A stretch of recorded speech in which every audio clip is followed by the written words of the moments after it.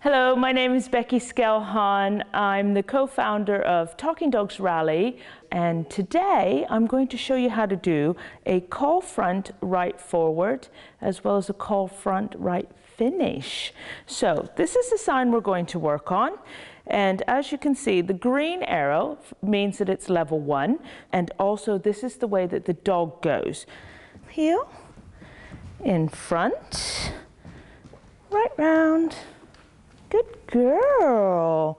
Well done. When we start working on this, you can break it down into just that right forward. And the reason that you know that you're just going to move on and there's no sits in this is because there's no red dots on that sign. Yes, Cherry, we're going to work now. And what we teach our beginner class is we ask them to have their dogs sit at their side, sit, ask them to stand in front, and I'm actually going to do this a little bit backwards so you can see what I'm doing. So sit, I stand in front, and then I can use my lead or a treat. Sit, Cherry, let's go in front. And I can just ask her to come round, lure her round, take the lead and everything in my left hand, and then we would walk on. Yes, I did start in a sit to begin with, but that's just so that the dog and you get used to them going back behind you.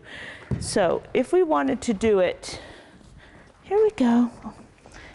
Oh, on your lead. If we wanted to do it so that the way the station is stand, you'd stand in front, and you would lure them, moving your lead and the tidbit from your right hand into your left, and walk on with the dog as you reward. That's the forward part of the exercise. The call front is a little bit more difficult because you're asking the dog to stand in front of you, which for some dogs, they just like to look up and sit down, and it's all sort of a natural thing for them to do, to sit. And the amount of times that we always ask our dogs to sit in front of us as well so that they don't jump up. But this one's really nice, and it's quite easy because you just put it on a cue.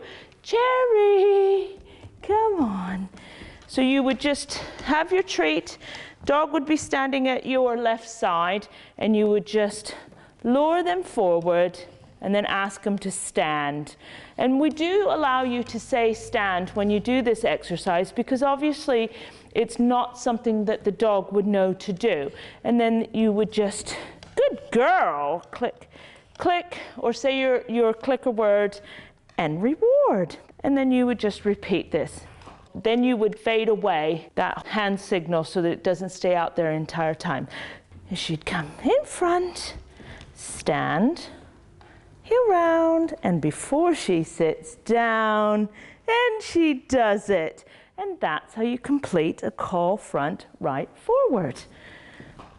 There is a variation on the call front right forward, and that's the call front right finish, or finish right. And you'll see that there's a little stop sign here. And what you have to do is use 2 clues on here that your dog has to sit at some point on this station. And that's the word finish as well as the stop sign.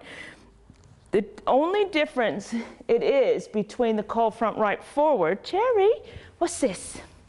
Is, and I'm going to just show you, is the dog would sit at your left side when they're finished. So we call them forward, they stand, and then I ask them to go right round, and she would sit.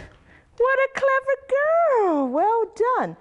And then you would move on. So it's the sit at your left heel when you're finished with the sign, and then you would move on to the next station. And that's the difference between those 2 signs.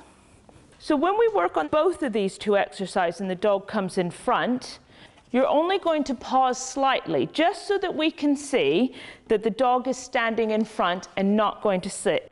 So she comes front, stand, heel round. So it's only a couple of seconds that you would pause in front. When you're training the individual stations, you want to start out in a nice quiet environment, and then you want to build up distractions, because eventually when you do a full course and you compete, you will be out and there'll be other dogs around and everything. So but you want to build that up slowly. So to begin with, you want the dog's full attention, not a lot of smells and things around, so nice quiet area. And then what you would do is you would build up, perhaps maybe go outside with your dog when there's still no other distractions around.